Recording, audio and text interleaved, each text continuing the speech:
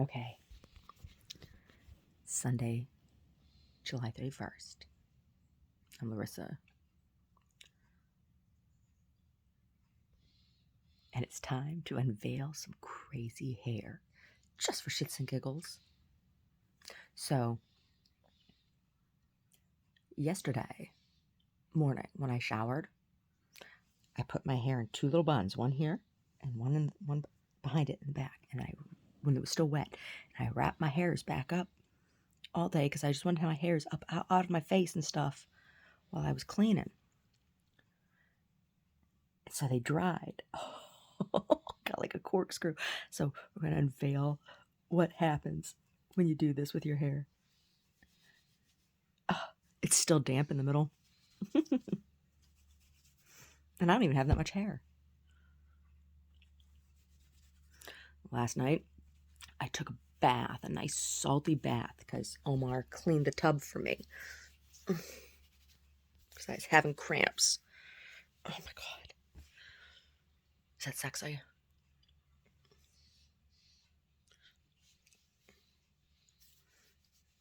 Oh my God.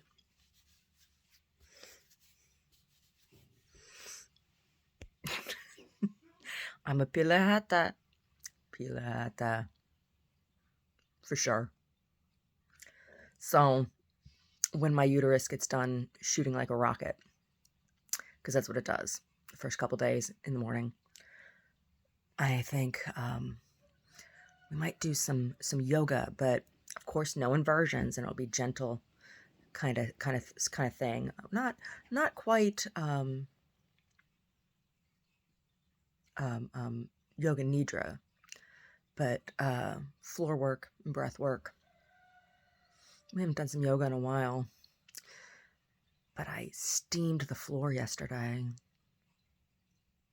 and I could use some pranayama, and so could Omar. Damn it, do your pranayama. Do your pranayama and clean out your lungs. Talk about. So, you're not supposed to do inversions or do vigorous asana practice when you're menstruating, and there is reason for this. And I used to go to a yoga class in Alameda when we were living in Oakland. And the only reason I went to this yoga studio, it was called Lila Yoga. The only reason I went to that yoga studio was because it was close to where we lived. They had ample street parking that was easy to get to. And they had it was like a 7:30 a.m. class, right?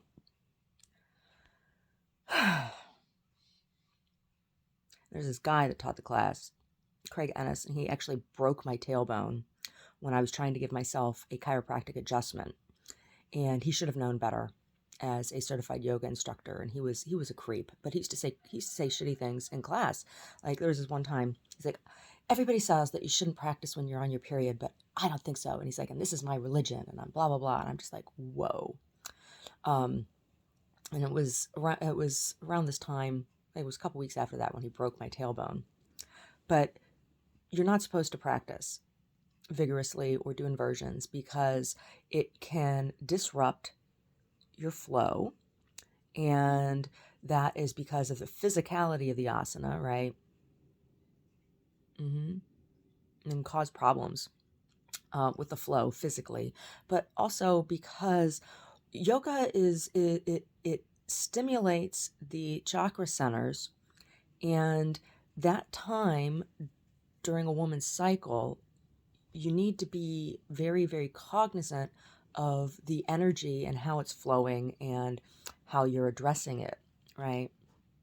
You need to allow that energy to clear in the sacral plexus chakra, right? And the Muladhara. And it's very, very important that you are gentle with those centers, right?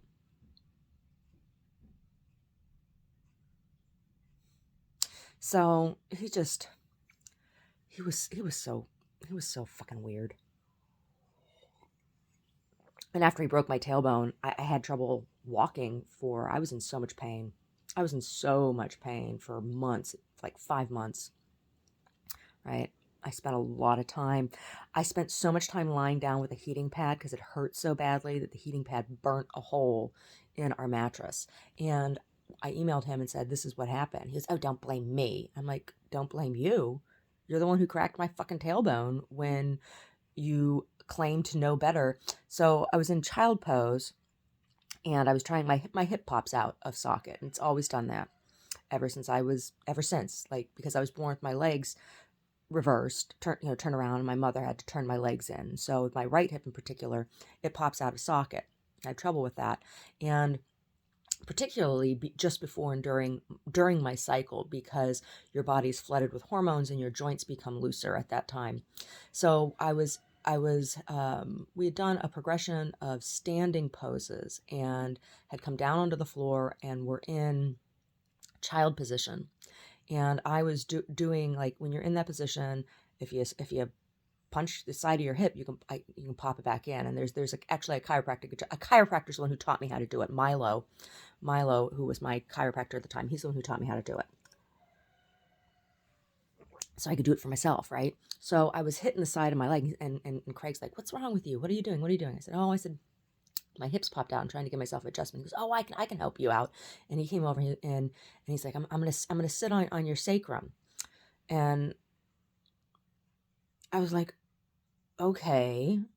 Because he's a certified yoga instructor, so he should know about something about these things. Well, when he sat on me, he wasn't a big fat dude, but he also wasn't a twig. He sat on me. I heard inside my body, when you can kind of hear stuff inside your body.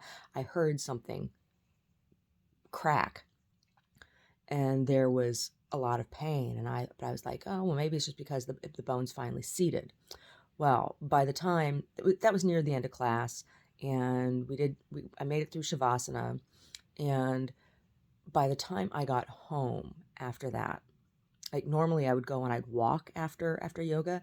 That day I couldn't. I had to go straight home, and I had to lay down. It hurt so bad. It hurt so bad. 5 6 months. 5 6 months. That's how long it took, and it really inhibited my physical activity.